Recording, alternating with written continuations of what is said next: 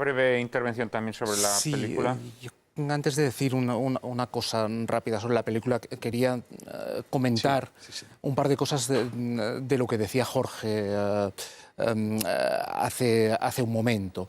Y en relación a ese pañuelo famoso con sangre, cuenta el director de la película en una entrevista de José María Forn que ese pañuelo, después de fusilar a Companys, lo recoge uno de los miembros del... Eso figura en el libro también. Exactamente. Y que luego ese militar tiene problemas... Y se lo quitan. Y ese pañuelo va a parar a los archivos de la policía que están aquí, en Pío XII al final, en aquella comisaría, una comisaría muy grande que hay, pero yo no lo encontré y yo creo que desapareció, porque sí he visto las fichas policiales de Companys y documentos originales que siguen en la policía. Algunos en aquella época, ya digo, no, porque intenté mirar también los de León de Grell y no me dejaron. Porque yo llevaba entonces el proceso contra él en nombre de Violeta Friedman. Y la segunda cosa que quería comentar, pero yo creo que eso daría para una discusión de todo un programa, es el tema de los hechos y de los documentos. Y yo creo que los documentos, también los historiadores debemos entrar en la crítica del propio documento. Por supuesto. Y por lo tanto, los documentos explican muchas cosas, pero eso sería... En todo caso, volviendo a la película, yo decía en mi intervención anterior que era una película interesante y como historiador me parece una película muy interesante. Como espectador, como público, no me parece tan interesante la película. Y yo creo que la trama, digamos, más documental, como decíais, y la trama más ficcional, para decirlo de alguna forma, yo creo que no acaban de encajar en esa película. Y por ahí se en términos cinematográficos la película deja bastante que desear. Aunque algunos de los actores son grandes actores. Eso sí, sin duda. Y el director, que es un hombre, vosotros lo sabréis mejor que yo, es un hombre que ha sido muy agasajado y galardonado por digamos, el oficialismo catalán. Es un hombre que ha dirigido el Instituto Catalán del Cine. del Cine catalán, eso que ha recibido las mayores condecoraciones que otorga la Generalitat. O sea, es un hombre, digamos, de la cultura catalana, con una trayectoria extensísima, una trayectoria que empieza en los años 50 y tiene películas muy interesantes en los años 50, en los años 60, pero yo creo que aquí, la verdad, me parece una película en donde falta mucho esa cosa que se llama la inspiración, que nadie sabe exactamente lo que es, pero que hace que la película resulte a veces su planificación muy pedestre. Un poco elemental. Muy elemental, efectivamente. Todas estas películas un poco, porque acordaos aquella película Dragón Rapid de Camino, que también es una película, porque no está mal, pero, hombre, todas tienen un punto de invención, de ficción. Hace poco vi que estaban rodando una sobre el asesinato de Carrero Blanco y me acerqué y le dije al director, no me acuerdo quién era, uno de estos, le dije, oye, el coche de Carrero Blanco no llevaba 2 banderas de España, un poco como lo que decía. No, pero llevaba una.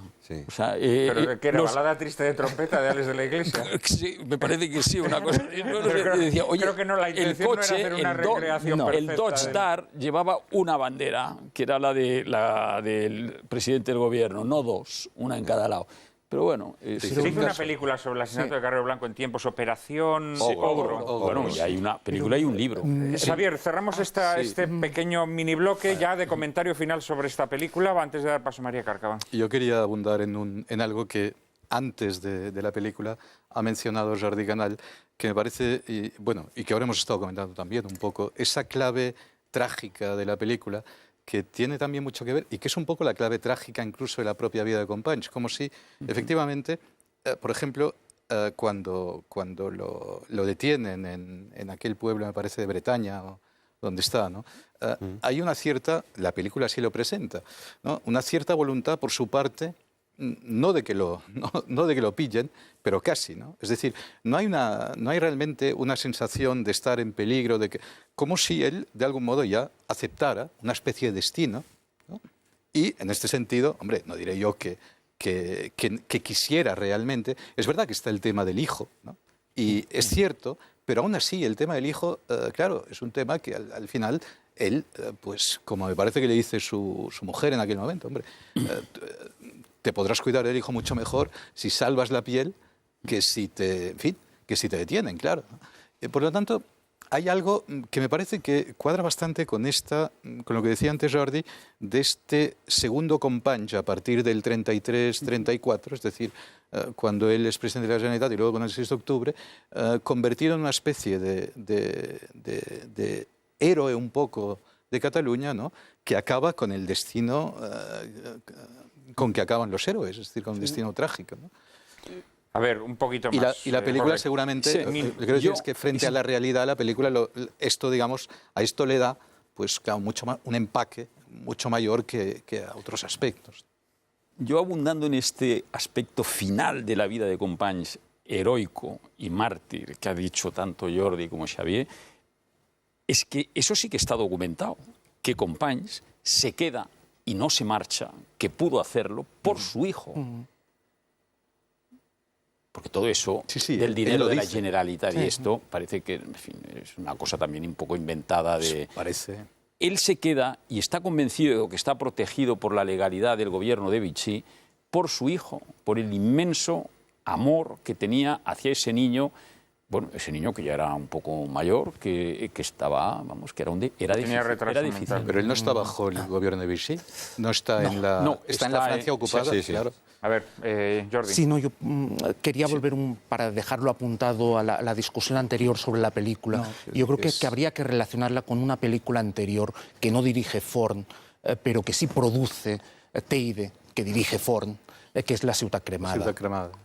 Y él precisamente intenta no hacer y no salirse un poco de los presupuestos, hacer una película mucho más modesta, porque con La Ciutat Cremada, que dirigió Antoni Rivas, digamos, él participaba como Teide y tuvo muchos problemas. Al final fue Jordi Pujol, a través de Banca Catalana, el que pone el dinero para que se termine esa película. Y ahora aquí, en esa película, Teide solo asume el 10% de la producción y es claramente consciente de que hay que hacer otro tipo de reconstrucción histórica. Una producción mucho más modesta, ¿no? Más modesta. Claro, en su modestia a veces llega, por ejemplo, vamos a ver, la historia esa paralela con ese grupo que pretende liberar a Companys del castillo de Montjuïc, que luego esa historia se queda en agua de borrajas. Claro, eso parece con lo cual, que es una invención. Que parece, según sostenéis, no había oído que además jamás hubo ningún nunca tipo ha salido de... eso. Si algo estaba documentado, además, era un tipo de violencia anarquista, nunca catalanista. Sí, pero es que si pretendes hacer una película como esta, que tiene un tono, repito, casi documental, claro, lo que no puedes es meter esta historia paralela inventada. Esto me parece una deslealtad con las condiciones básicas casi de estilo de la propia película, ¿no? Juan Manuel, estaba el Maquis, eso sí, que funcionó en Cataluña hasta bien entrado los 50. Ya, pero quiero decir que si de verdad hubo un complot, o llamémoslo como queramos, o un intento de liberar a Companys del castillo de Montjuïc, claro, en una película de estas características, en donde se está trabajando con un material tan sensible, puesto que estás tratando con hechos históricos, me parece un poco descabellado, sobre todo dado el tono de docudrama que tiene la película. Del mismo modo que también me parece, a pesar de que vosotros aquí habéis destacado pues, los casos en los que Companys, gracias a la ayuda de Companys, muchas personas se salvaron, hombre... También Barcelona fue una ciudad que durante los años que Companys fue presidente de la Generalitat había instaladas multitud de checas. Una ciudad sin ley. Sí. Claro, entonces, en fin, es que claro, es muy bonito, muy de héroe o de mártir ante la historia, decir, no, es que este hombre le salvó la vida a 20 católicos o a 200 católicos ya. Y por culpa de este hombre murieron también 8.000 católicos. Quiero decir, esas cosas también hay que...